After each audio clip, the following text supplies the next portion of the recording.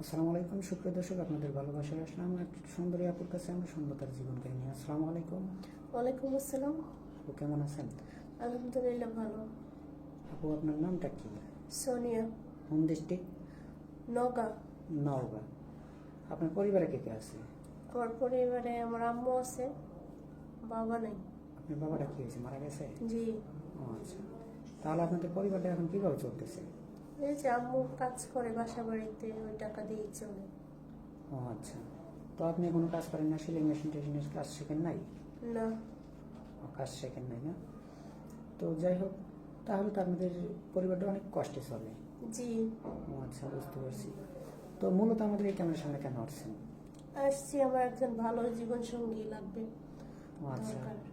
আপনি কেমন বয়সী লাইফ পার্টনার চাচ্ছেন? এই যেরকম 30-35 এরকম হলে হবে। ও আচ্ছা, মানে বয়স বেশি হলে আপনার কোনো সমস্যা নেই, কিন্তু মনটা ভালো হতে হবে নাকি? জি, মন ভালো থাকা লাগবে। মানে আপনার সাথে সবসময় যেন ভালোবাসা দিয়ে আগলে রাখতে পারে, এটাই তো? হুম। তো শুধু আপনাকে ভালোবাসা দিয়ে আগলে রাখবে, আপনি তাকে ভালোবাসা দিয়ে আগলে রাখবেন না? হ্যাঁ, রাখবো তো। যতটুকু তাকে ভালোবাসা দেওয়ার প্রয়োজন এতটুকু তো দিবেন। জি। কখনো তো তার সাথে কখনো ছলচাতুরি করবেন না। না না। তো আমাদের এই চ্যানেলে অনেক দেশি প্রবাসী ভাই নক দিয়ে থাকে। তো আপনার কোনো প্রবাসী ভাই যদি বিয়ে শাদী করে প্রবাসে নিয়ে যেতে চায়, তা আপনি কি প্রবাসে যেতে রাজি আছেন? হ্যাঁ, অবশ্যই চলে যাব। যাবেন না? জি। যদি দেশে রেখে যায়, তো আবার তো আপনি অন্য ছেলের হাত ধরে কোথাও আবার পরকে করে চলে যাবেন না? না, কোথায় যাব?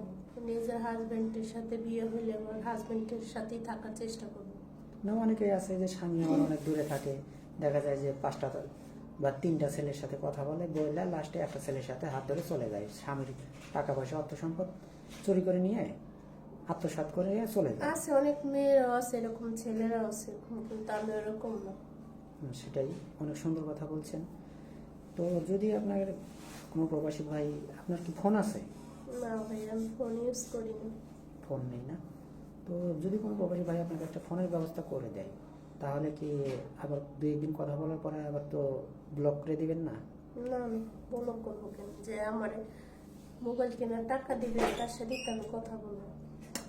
যে ঠিক আছে, এটা অনেকেই বলে যে ভাই আপনাদের এখান থেকে মেয়ের নাম সাথে যোগাযোগ করে একটা ফোনের ব্যবস্থা করে দেওয়ার পরে আর কথা বলে না, ব্লক করে রাখে।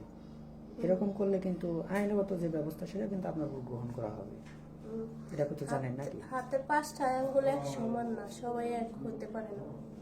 না, এটা ঠিক কথা বলছেন যে সব মানুষই একরকম না। কেউ আসে ধোঁকাবাজি করার জন্য, আবার কেউ আসে যে একটা জীবন সঙ্গীর জন্য। হুম। তো যাই হোক, আমাদের নাম্বার দেওয়া থাকবে। আপু, আর একটা কথা, আপনি তো মুসলমান নাকি? জি। ও আচ্ছা, নামাজ কালাম পড়া হয়? হ্যাঁ, অবশ্যই।